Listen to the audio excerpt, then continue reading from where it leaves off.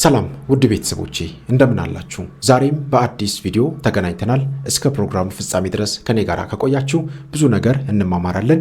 እነዚህን ቪዲዮዎች ለብዙ ሰዎች ተደራሽ እንዲሆን ሼር ማድረጋችሁን እንዳትረሱ። ብዙ ነገር የምትማሩበት ብዙ ነገር የምታገኙበት ቪዲዮ ነውና ሁላችሁም እንደዛ ማድረጋችሁን እንዳትረሱ። ቪዲዮውን ስትጀምሩ ላይክ አድርጋችሁ ጀምሩ። በቀጥታ ወደ ዛሬው መርሃ ግብራችን እንሄዳለን። ቅዱስ ሩፋኤል ደግሞ ምስክርነቱ ምን መሰለ?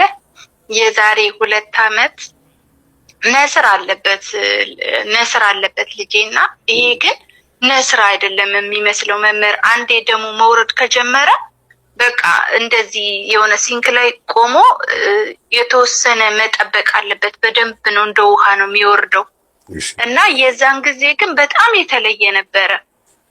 በቃ አያቆምም። እኔ ደግሞ ሆስፒታል አልወስድም አልኩኝ እና ምንድነው የሚሻለኝ? ዝም አልሽኝ እኮ ሲለኝ ነው አይ ዝም አላልኩም፣ ግን እግዚአብሔር የሚያደርገው ታምር እዚህ ጋር ይኖራል እና ታገሰኝ አልኩት። አሁንም መዳን የሆነ ነገር የሚደረጋል። እሱንም ሳረግ ምንም ነገር የለም። እሑድ ለታ ማታ የጀመረ ሌሊቱን እንደዛ ጀመረ። ሰኞ ለታ ማክሰኞ ቀን ሰኞ ለማክሰኞ ለቅዱስ ሩፋኤል ንገረው አልኩት። እንዴ ለአባቴ ልንገረው ብሎ እንደዚህ የሆነ ሶፍት ነገር አድርጎ 13 ጊዜ ሰገደና ቅዱስ ሩፋኤል ይሄንን ነገር አስቁምልኝ፣ እኔ ልሞት ነው፣ በቃ ደም ይፈሱ አለቀ። ይሄ ነስር አይደለም፣ በስነ ስርዓት ደም ነው፣ እንደዚህ በደንብ ነው የሚወርደውና ከዛ ምን አለኝ ማማለኝ እዚህ ምግብ የምንበላበት ወንበር ጋር ቅዱስ ሩፋኤል መጥቶ እኮ አየሁት፣ አይዞክ ልጄ ደረስኩልህ አለኝ። ከዚህ በኋላ ደምህ አይፈስም ብሎ ተነጋግረ ከዛ ተነስቶ ሄደ አለኝ። ከዛን ቀን ጀምሮ መምህር ምንም አይነት ነገር ደም ከአፍንጫው ወጥቶ አያውቅም። የሚገርም ነው። እናንተ ሊቀ መላእክት ቅዱስ ሩፋኤል ለሁላችንም በዚህ መልክ ይድረስልን። ለህፃናት ይገለጣል የሚባለው እውነት ነው። በስነ ስርዓት ነው የሚያየው እሱ። አጋዕዝተ ዓለም ሥላሴንም በስነ ስርዓት ነው የሚያያቸውና እንደዚህ አየኋቸው ሲለኝ ድንግጥ እላለሁና እኔ እግዚአብሔር ይመስገን ብዬ ነው ዝም የምለውና ከዛን ጊዜ ጀምሮ ልጅሽ እንደዚህ አይነት ነገር እንዲኖረው ምክንያት የሆነው ቅዱስ ቁርባን ስለሚቀበል ነው ወይስ የምትነግሪውን ታሪክ ባይምሮ ላይ ሪል አድርጎ ስለሚከስተው ነው? የስለት ልጅ ነው? እስቲ ለይልን። ይሄ የስለት ልጅ ነው። አዎ የስለት ልጅ ነው መምህር። የስለት ልጅ ነው። የስለት ልጅ ነው። እግዚአብሔር ይመስገን አሁን በደንብ ነው ብታይ። ቅዱስ ሩፋኤል በየወሩ ንገሪኝ ይለኛል እና እነግረዋለሁ። የቀን አቆጣጠር እኛ ውጭ ሀገር ነው ያለነው፣ የተለያየ ስለሚሆንበት እኔ ያንን ቀን ዝክር ዘክርለታለሁ። ዝክሩንም እሱ ራሱ ይቆርሳል ይበላል። ለቅዱስ ሩፋኤል ደግሞ 13 ጊዜ ይሰግዳል። እቺም አትቀርናል። ይገርም ነው። ነገ ቅዱስ ሩፋኤል ነው። ሁላችሁም ጸልዩ።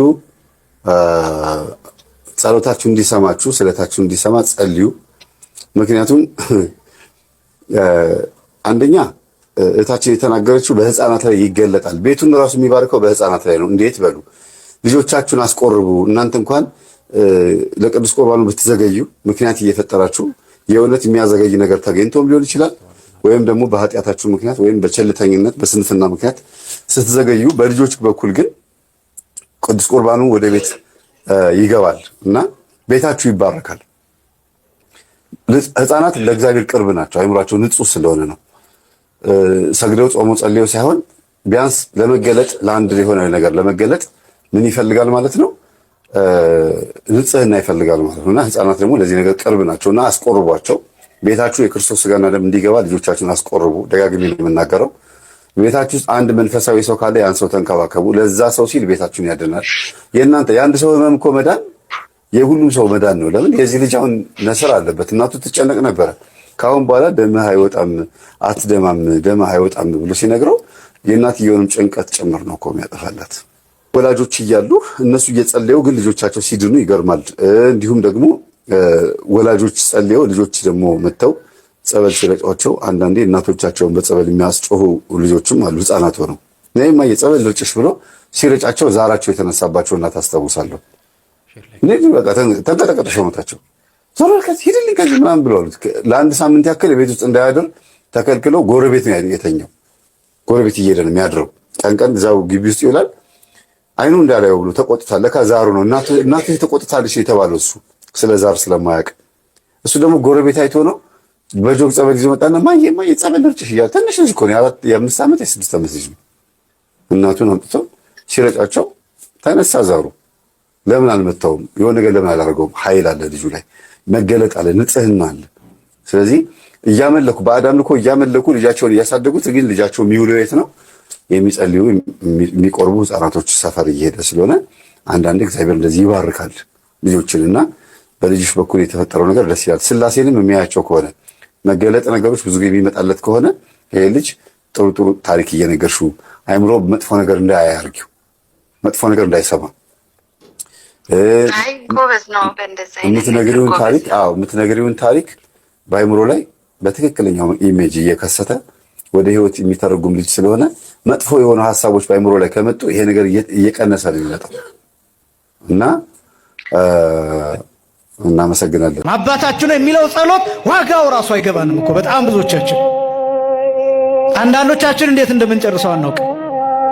በሰከንዶች ወይም በጣም በጥቂት ደቂቃዎችን ጨርሰውና መሀል ላይ ያለውን እንበለው አንበለው አይታወቅም። በጣም ድግግሞሽና ልባዊ ካለ መሆኑ የተነሳ አባታችሁ ነው በሰማያት የምትኖር መንግስት ያንተ ናትና እንደዚህ ብለን ጨርሳል። መሀል ላይ ምን እንዳልና ዘለን እንደሆነ እንኳን አናውቅ እና ብዙም አናስተውላቸው።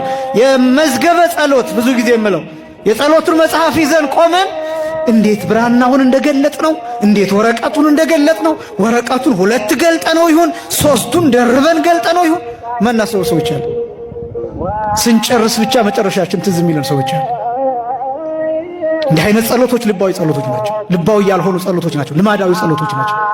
ስለዚህ ለጸሎት በምንቆምበት ጊዜ ጌታ በወንጌል ያስተማረው ይህንን ነው። የማቴዎስ ወንጌል ምዕራፍ 6 ላይ አንተ ሰሶበ ትጸልይ፣ አንተ ግን በምትጸልይበት ጊዜ ወደ እልፍኝህ ግባ፣ ደጅህን ዝጋ፣ እልፍኝህን ዝጋ፣ በርህን ዝጋ፣ በስውር ወደሚያይህ ወደ ሰማያዊ አባትህ ጸልይ። ሰው እንዲያይህ አይደለም ማድረግ ያለብህ። አሁን ወደ ቤት ግባ፣ ቤትህን ዝጋ፣ በርህን ዝጋ የሚሉት አነጋገሮች የመጀመሪያው የጸሎት ቤት እንዲኖር የሚያስፈልግ መሆኑን ማሳየት የሚችል። ሁለተኛው ግን የጸሎት ቤት እንኳን ባይኖርህ ልብህን ዝጋው ማለት ነው። አይምሮህን ዝጋው፣ ሰውነትህን ዝጋው፣ ጆሮህን ዝጋው፣ አይንህን ዝጋው፣ አንደበትህን ዝጋው። ከእግዚአብሔር ጋር ብቻ ነው ግንኙነት የምታደርገው፣ ከእግዚአብሔር ጋር ብቻ። በር መዝጋት የሚባል ይሄ ነው። የኛ ጆሮአችን ክፍት ነው። እየጸለይን የሌሎችን ሰዎች ድምፅ መረጃ እየሰበሰብን ነው። እየጸለይን ሰራተኞቻችንን እያዘዝን ነው። ጨው እንዳታሳንሹ እያልን ነው በየመሃሉ።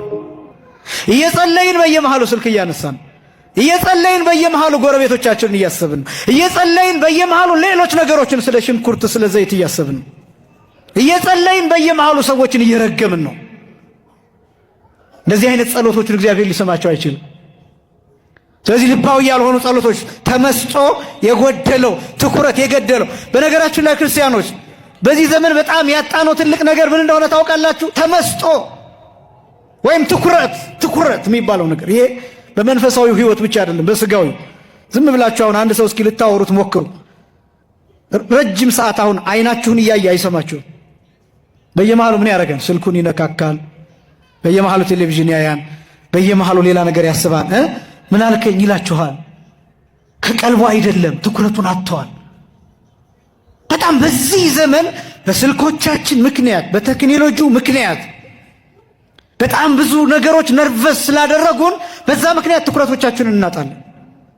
ይሄ እንዲሁ ማህበራዊ ግንኙነታችን ራሱ እየጎዳው እያቆሰለው እና ይሄ በእኛ መካከል ያለውን ቦንድ እሱን እየሰባበረው እንደዚህ አይነት ነገር እየሆነ ነው። ጸሎት ላይ ብቻ እንዳይመስላችሁ፣ ስጋዊ ነገር ማስተካከል ይፈልጋል፣ ተመስጦ ይፈልጋል። አንድ ሰው ሲያናግራችሁ በስርዓት ስልካችሁን አስቀምጣችሁ ስሙት። ምግብ ስትመገቡ ስልካችሁን አስቀምጣችሁ በስነ ስርዓት ምግቡን አጣጥማችሁ ተመገቡ። ስልክ እያያችሁ አትመገቡ። ስልክ እያያችሁ ሰው አታውሩ። ስልክ እያያችሁ ስብሰባ አትሰብሰቡ። ስልክ እያያችሁ ወይም ሌላ ነገር እያያችሁ ሌላ ስራ አትስሩ። ምናልባት ስልኮቻችሁን እያያችሁ ስክሮል እያደረጋችሁ ምግቡን ብትመገቡ የተመገባችሁ ሊመስላችሁ ይችላል። አእምሯችሁ ግን ጤና አያገኝም፣ አልተመገበም፣ አይረካም። ምክንያቱም የምግቡን ጣዕም አያውቀውም አእምሯችሁ። ለምን? ስልኩ ላይ ነው ያለው ትኩረቱ። ይሄ ነበር አመጣጡ። ዛሬ ከክርስቶስ ርቀን ተወለድን። አሁን ወደ ክርስቶስ ለመጠጋት ብዙ የሚፈክሩብን አኗኗሮችና ጠባዮች አሉን። እምነትን እንደ ማንኛውም ተራ ባህል አድርገን የምንገምትበት ዕውቀትም አለን። በዚህ ምክንያት ዲያብሎስ ተደብቆ ብዙ አጋዦችን ከማግኘቱ ጋር ረክቷል። የእግዚአብሔርን በጎ ፈቃድ የምንለይበት መንፈሳዊ ስጦታ አጥተናል። ያ መንፈሳዊ ስጦታ ነው። አሁን እኮ እንዲህ በምን አይነት መንገድ ተወነካከረን? አንደኛ ባህሉ ወደ ሃይማኖት ገባ፣ ሃይማኖት ወደ ባህል ገባ። ልክ እንደዚህ እንዲሆን ደግሞ የሚያደርጉት መሰሪዎቹ ናቸው አሉ። ብዙ መሰሪዎች በስነ ዕውቀት ዘርፍ ውስጥ በመሰሪነት እድል ውስጥ ታትመው ለክፉ ጠላት አገልጋዮች ሆነው ይመጡና ባህሉን ወደ እምነት፣ እምነቱን ወደ ባህል አድርገው ያተረማምሱታል። በዚህ ጊዜ ኃይልህን ታጠዋለህ። በባህል ውስጥ ደግሞ ብዙ ጠላቶች አሉ የተደበቁ። አሁን ጨሌን እንደ ባህል አድርገን ካሰብነው እንዴት አደገኛ እንደሆነ አስቡት። ዛርና ውቃቢን እንደ ባህል አድርገን ካሰብነው ምን ስራ እንደሚሰራ አስቡት። አንድ ጊዜ የቃልቾች ማህበር ሁሉ ተቋቁሞ ነበር። ይሄ ድብ የሚመታው በሙሉ ቃልቻው በሙሉ ተሰባስበው ማህበር አቋቋሙ።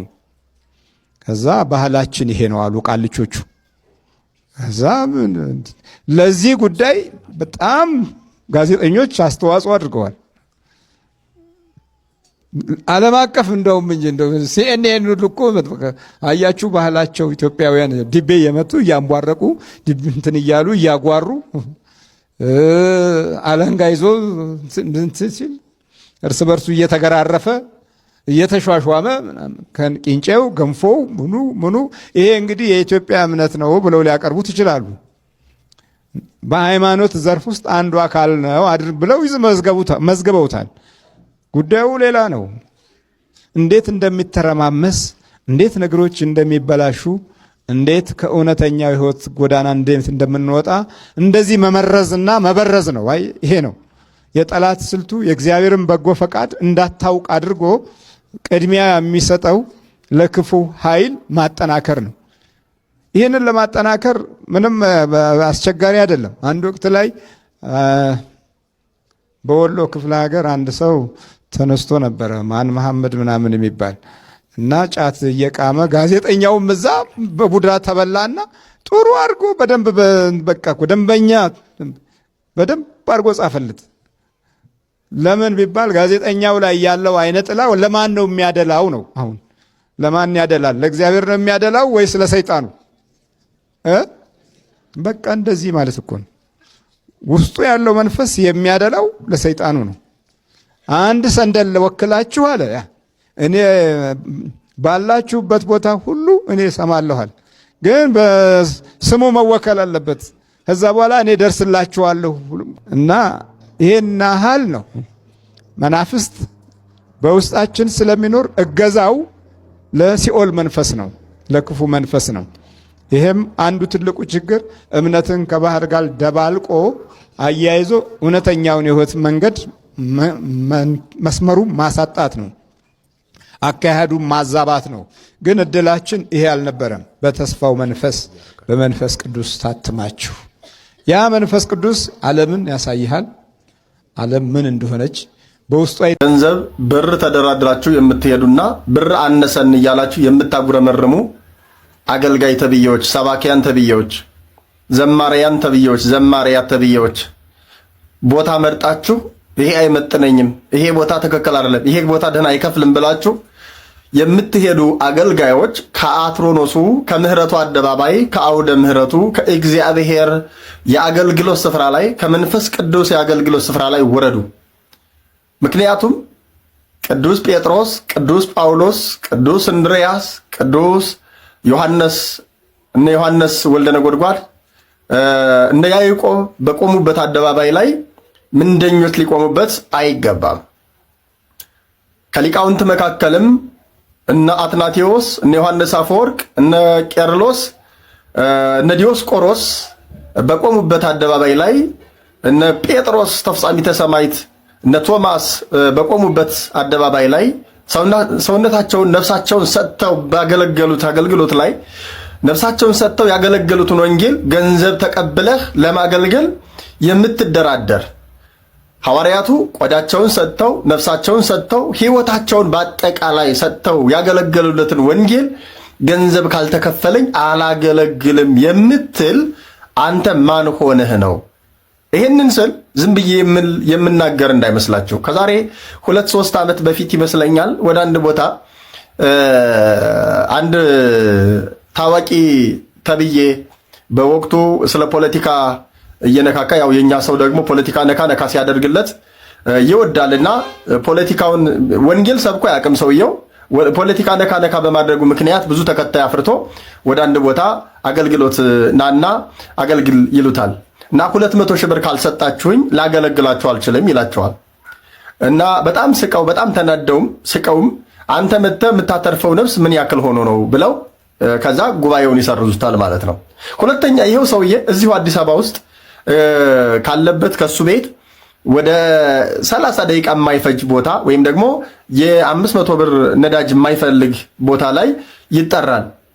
ሲጠራ ያው 20 ሺህ ብር እንከፍላለን ገንዘብ እየተደራደረ ስለሚሄድ ምን ከፍለህ 20 ሺህ ብር ነው ይሉታል።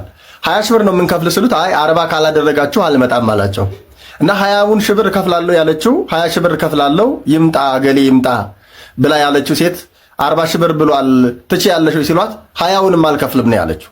ምክንያቱም አያችሁ እንደዚህ ገንዘብ ተደራድረው እግዚአብሔር ይመስገን አሁን ከአደባባዩ ላይ አጥፍቶታል። አጭበርባሪ ስለነበረ ውስጡን እግዚአብሔር ስለሚያውቅ አሁን ስም አጠራሩ እየጠፋ ነው። ትናንትም ከትናንት ወዲያም ገንዘብን ተደራድረው ይቆሙ የነበሩ እነ በጋሻው እነ ትዝታው እነ ዘርፌ ዛሬ ላይ ስም አጠራራቸው ከአውደ ምሕረቱ ጠፍቷል። እንደዚያ እንዳትሆኑ ለእናንተም ለሕዝቡም ጠቃሚ ስለሆነ ከአውደ ምሕረቱ ላይ እንድትወርዱልን ማሳሰብ እንወዳለን። አስፈላጊ ሆኖ ከተገኘ ደግሞ ስም እየጠራን እገሌ ነው ብለን ማለት እንችላለን።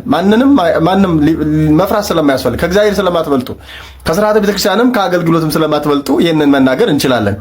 ሁለተኛ ደግሞ እናንተ ደግሞ ሰባኪያን እየተደራደራችሁ እናንተም የምታጭበረብሩት የምትሸራርፉት ነገር ደግሞ ተው። እናንተም መስረቅ እነዚህ የስብከት ወንጌል ኃላፊዎች ነን ተብዬዎች እናንተም አንደኛ ታዋቂ ገሌ ካልመጣ የምትሉ ዕውቀትንና ቅድስናን ሳይሆን ወሬንና ፖለቲካን የምትፈልጉ እናንተም ራሳችሁን ብትጠብቁ በጣም መልካም ይሆናል። ይቆየን። ኮፒ ሊንክ ሸር በማድረግ ለብዙ ሰው እንዲደርስና እነዚህ አይነት ሰባኪያን ከወዲሁ ከስራቸው እንዲቆጠቡ ለማድረግ እንድታደርጉልኝ እወዳለሁኝ።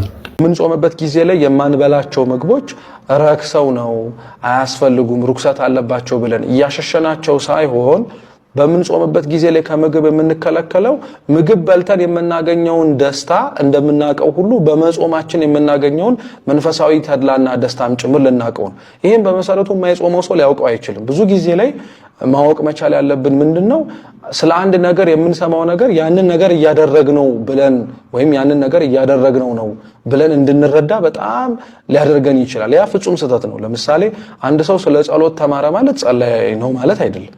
አንድ ሰው ስለ ጾም ተማረ ማለት ጾሟል በቃ በጣም ጿሚ ነው ማለት አይደለም። ስለ ተግባር ላይ ሲውል ነው የነዚህን የአባቶቻችንን ብሂላቶች እውነትም እውን እንደሆኑ የምናውቀው። ስለዚህ ቅዱስ ቄርሎስ ከምግብ ተከልክለን በምግብ የምናገኘውን ደስታ በመጾማችን ደግሞ መንፈሳዊ ሐሴት እናገኛለን አለ። ለሁሉም መጠቅለያ ግን እንዲሆነን የቅዱስ ዮሐንስ አፈወርቅን መጨረሻ ላይ እናምጣው። ቅዱስ ዮሐንስ አፈወርቅ ብዙዎቻችን በጾም ጊዜ ላይ የምናደርገውን ነገር በመመልከት ምን ብሎ ይናገራል? በምትጾሙበት ጊዜ ላይ ይታወቃል አብዛኞቻችን ምግብን እንደምንቀየር። በአብይ ጾም የሰበከው ስብከት ነው ይህ ትምህርቱ የሚገኝበትና በምትጾሙበት ጊዜ ላይ ምግብ እንደምትለውጡ እናውቃለን። ግን ከምትለውጡት ምግብ ጋር እናንተ ግን የተለወጠ ስራ ማትሰሩበት ከሆነ እኮ ተመሳሳይ ድርጊት እያደረጋችሁ ነው። የፍስክ ምግብ እየበላ የምታማውን ሐሜት የምትዋሸውን ውሸት ክፉ ማየትህን ክፉ መስማትህን ክፉ ማድረግህን ክፉ መዳሰስህን ወደ ክፉ መሄድህን ክፉ መናገርህን የጾምም ምግብ እየበላህ የምታደርገው ከሆነ በጣም ከባድ ነገር ነው። በተቻለ አቅም አዎ በጾም ጊዜ ላይ ብዙ መሰናክሎች ሊኖሩ ይችላሉ። አንዱን አሟልተን ሌላውን ላናደርግ እንችላለን። ይህንንም ሲባል አይ እኔ እንግዲህ እየጾምኩኝ የማማ ከሆነ ባልጾም ይሻለኛል ብለን በዚህኛው መንገድ እንድንሄድ አይደለም። እየጾምን ላለን ሰዎች ከምግባችን ጋር አመለካከታችንን፣ አስተሳሰባችንን፣ ጠባያችንን እግዚአብሔርን ሊያስደስተው የሚችለውን ነገር ለውጠን ተቀይረን መታየት እንድንችል ለማመላከት ከምግባችን መቀየር ጋር አብረን ራሳችንንም መቀየር የምንችልበትንም ጾም ማግኘት እንድንችል ነውና የዚህ የነቢያት ጾም የመጠቅለያም ሐሳቡ ሊሆነው የሚችለው ነቢያት ያንን ሁሉ ዋጋ ሲከፍሉ የነበሩት ሲጾሙ የነበሩት ከሌሎች ህዝቦች ተለይተው መከራ እያዩ ህዝቡን በተስፋ እንዲጸኑና እግዚአብሔር ሰው የሚሆንበት ጊዜ ይቀርባል እያሉ የተናገሩት ነገር በሙሉ ለኛ ለክርስቲያኖችም ተመሳሳይ ነው። ምናልባት እኛ ነቢያት ላንሆን እንችላለን ይሄንን ጾም ስንጾም፣ ግዴታ ግን እንደ ነቢያት ለመሆን ባይጠበቅብንምና ነብይ ሆነን እንድንጾመው ባንገደድም የነቢያትን ጾም በረከት ለመሳተፍ ብለን ነቢያት የጾሙት ጾም መጨረሻው የክርስቶስ መወለድ ከሆነ እኛም በዚህ በመጾማችን ውስጥ አረጋዊ መንፈሳዊ እንዳለው ልባችንን በረት አድርጎ ተወልዶበት ማንነታችንን እንዲቀድስልንም ጭምር በመማፀን ጭምር ነው። ጾሙን አምላካችን ቅዱስ እግዚአብሔር የፍቅር የሰላም የረድኤት ያድርግልን። ጋብቻ የሚጸናው ሶስተኛው ገመድ የሚባለው እግዚአብሔር መንፈስ ቅዱስ ሲኖር፣ እግዚአብሔር ያለበት ቤት ትዳራቸው የጸና ነው። እግዚአብሔር አለ ግን የሚባለው በአፍ ሳይሆን አጋንንትን ድል የሚነሳው ያ ህይወታችን ስለሆነ ይሄ አፋችን አይደለም። እንደዛማ ቢሆን ብዙ ሰው ሰይጣን በአፉ በገሰጸ ነበር። ነገር ግን አጋንንትን ጠላትን ድል የሚነሳው ህይወታችን ነው። የምንኖረው ህይወት የቅድስና ህይወት፣ የንጽህና ህይወት፣ የመልካምነት እግዚአብሔር የሚወደውን ህይወት ስንኖር አጋንንትን ድል እንነሳዋል። ሰው በእግዚአብሔር ጋር ሰው ሲኖር ቤቱ የጸና ነው። ምኑ የጸና ነው? ምኑ የጸና ነው? ያ ማለት ግን አይፈተንም ማለት አይደለም። ክርስቲያን ወርቅ በእሳት እንደሚፈተነው ወርቅነቱ እንደሚረጋገጠው በዛ በመከራ ውስጥም ማለፍ ይችላል። ተፈትኖ ነጥሮ የወጣ ጋብቻ እሷን በመከራ ውስጥም ከባለቤቷ ጋር ነው፣ በችግር ውስጥም ከሚስቱ በመሰላሙ ጊዜማ በሰላም እኮ ሰላም ስትዋደዱማ ምን ችግር አለ? እሷን ስትወዳትማ ምን ችግር አለ? ችግር ያለው እኮ የችግሩ ጊዜ ነው። ችግሩ እንጂ እኮ ችግሩ የሰላሙ ጊዜ አይደለም። ሰው የሚያስፈልገው ጥበብ የሚያስፈልገው ማስተዋል የሚያስፈልገው በመከራው ሰዓት ነው። ጋብቻ ደግሞ አንዱን ሰው ሊረዳ ነው። ሚስት ባሏን ልትረዳ፣ ልታግዘው፣ ልታበረታው፣ ልታጸናው ነው ለሱ ያስፈልገች። ረዳት የምትሆነውን እንፍጠርለት፣ የምታግዘውን፣ የምታበረታታው፣ ፍቅር የምትሰጠው፣ ሰላም የምትሰጠው፣ ልጅ የምትሰጠው፣ እግዚአብሔርን ሐሳብ በህይወቱ እንዲያደርግ የምታግዘው ረዳት እንስጠው። በዛው መጠን ደግሞ ባልም ለሚስት የተሰጠው እንዲያግዛት፣ እንዲያበረታት፣ እንዲያጠነክራት፣ መከራውን እንዲያሳልፋት፣ እንዲንከባከባት እስከ መጨረሻው ከሷ ጋር እንዲጸና ነው እግዚአብሔር እሱን ለሷ እሷን ለሱ የሰጠው። ይሄ ነው ሚስጥሩ። የሚጸናው እግዚአብሔር መንፈስ ቅዱስን ከነርሱ ጋር ሲያል እግዚአብሔር ከነርሱ ጋር ሲሆን፣ እግዚአብሔር ከነርሱ ጋር እንዲሆን ደግሞ እነርሱ ከማን ጋር መሆን አለባቸው? ከማን ጋር? አዎ እግዚአብሔር ከኛ ጋር እንዲሆን እኛ ከእግዚአብሔር ጋር መሆን አለብን። እኛ ከእርሱ ጋርም ባንሆን እግዚአብሔር ከኛ ጋር ነው። ነገር ግን እግዚአብሔር በይበልጥ ከኛ ጋር እንዲሆን እኛ ከእግዚአብሔር ጋር ነው። እኛ ከእግዚአብሔር ጋር ከሆን የማይታዘዝልን የለም። እንስሳም፣ ሰውም፣ ትልቁም፣ ትንሹም፣ ደሃም ሁሉም ይታዘዛችሁ ለእግዚአብሔር ስትታዘዙ። ለማን? ከዛሬ ጀምሮ እስኪ ሞክሩት። ንግድ ቦታችሁ ላይ፣ ትምህርታችሁ ላይ፣ ስራችሁ ላይ፣ ጎረቤቶቻችሁ ላይ፣ ልጆቻችሁ ላይ የትም ቦታ ሞክሩ። ለእግዚአብሔር ተገዙና ሞክሩ። አከራያችሁ ይገዛላችኋል። ትልቁ፣ ትንሹ፣ ባለስልጣኑ፣ ባለ ሀብት ሁሉ ይገዛላችኋል። ለማን ከተገዛችሁ? ለእግዚአብሔር አልገዛ ስትል የገዛ የወለድከው ልጅ ለአንተ መገዛት አይችልም። የገዛ የወለድከው እኮ ብዙ መከራ አሳልፈ ያሳደግከው ልጅ ለአንተ አይገዛም። እሸዋ ትሻለኛለች ብላ ያገባት ሴት ለአንተ አትገዛም። አንተ ለማን ካልተገዛ? ለማን? ለእግዚአብሔር። ባልሽ የሚገዛልሽ አንቺ ለእግዚአብሔር ስትገዢ። ስለዚህ ጋብቻ የሚጸናው ለእግዚአብሔር። እኛ ከእግዚአብሔር ጋር ስንሆን እግዚአብሔር ከኛ ጋር ሲሆን፣ የሚፈርሰው ደግሞ ምንድን ነው ካላችሁ፣ በቅናት ሊሆን ይችላል፣ በተንኮል ሊሆን ይችላል፣ በዝሙት ሊሆን ይችላል፣ በቤተሰብ ጣልቃ ገብነት ሊሆን ይችላል፣ በቅናት ሊሆን ይችላል፣ በምቀኝነት ሊሆን ይችላል፣ ቅን አለመሆን ሊሆን ይችላል፣ ኃጢአት ማብዛት ሊሆን ይችላል፣ አለመግባባት ሊሆን ይችላል። ጋብቻ የሚፈርሰው በብዙ መንገድ፣ የሚጸናው በብዙ መንገድ ነው፣ የሚፈርሰውም ደግሞ በብዙ መንገድ። ለምን አስማት ነው መተት ነው እያለ ዳርዳሩን የሚዞረው መጥቶ ለምን አይነግረኝም? እስቲ የእግዚአብሔር ኃይል እና የሚያወራው ሰው መካከል ያለው ልዩነት በጣም እየጨመረ የሚመጣው የእግዚአብሔር ኃይል ነው። የክፋት ኃይል ወይ ጨለማ ቤት ወይም ለብቻ ወይም ደግሞ በተገለለ መንገድ ነው። ይሄ የወሬ ድለቃው ማለት ነው እንጂ ግልጽ በሆነ መንገድ ስንት ዘመን ይኸው የኔ አስማት አይቆምም እንዴ? የኔ መተት አይቆምም እንዴ? የኔ ሟርት አይቆምም? የኔ ጠንቋይ መሆን አይቆምም። ለዛውም ደግሞ በአብያተ ክርስቲያናት አንጻር ሲታይ በሄድኑበት ቦታ ሁሉ ቤተክርስቲያኑ የጠንቋይ ቤተክርስቲያን ነው እንዴ? ለምንድን ነው ይሄ? የመንፈስ ልዩነት ሲኖር ነው። ያ የመንፈስ ልዩነት ደግሞ በጓዳ የምናወራውና በገሃድ የምናወራው መካከል እውነቱ መውጣት እኮ ነበረበት። እኔ እውነት ነው ብዬ እያለሁ አይ እውነት አይደለም ካልክና በቃ እኮ ይሄው እኮ ነው አለቀ። ሌላ ነገር የለም እኮ። እሾሁ አነቀው። ማነቅ አይችልም የእግዚአብሔርን ኃይል። ይቻላል እንዴ? ለምን? በሾህ መካከል ውስጥ የእግዚአብሔር ኃይል እንዲያልፍ መጀመሪያ እሾሁን መንቀል አስፈላጊ ጉዳይ ነው። እና ዘሪው ሊዘራ ወጣ፣ እሾህ መካከል ወደቀ፣ አብሮት አነቀው። ካነቀው በኋላ ፍሬ አያፈራም። እንዴት አንቀን የወለድናቸው ልጆች እስካሁን ድረስ ለሕይወታችንም ለታሪካችንም ኪሳራዎች ሆነዋል። አስቡ በደንብ ምን ያህሉን እንደከሰርን። በትውልድም ከስረናል። በነጋዴ ሲከስር ብቻ ነው እንዴ ነው ከሰረ የሚባለው? የትውልድም ኪሳራ አለ እኮ። ይኸው እሾህ አነቀው እኮ ነው የሚለው። በትውልድ መክሰር ማለት ምንድን ነው? በአመልና በሱስ የወደቀ አርቆ ለማሰብ እድሉን ያጣ እናት አባቱን የሚጦርበት መንፈሳዊ ጸጋና ኃይል ከውስጡ ገና የሌለ በመናፍስት ተዘርፎ ውስጡን አጥቶ የሚንገላጀጅና የሚንከረፈፍ ትውልድ አይደል ያለው? ይሄ እኮ ነው። ብዙ ከርፋፋዎች ከተማውን ሞልተውታል። ላስተማሩን፣ ለመከሩን፣ ለገሰጹን ለወንድሞቻችን ለአባቶቻችን በእውነት እግዚአብሔር አምላካችን ረጅም ዕድሜን ያድልልን።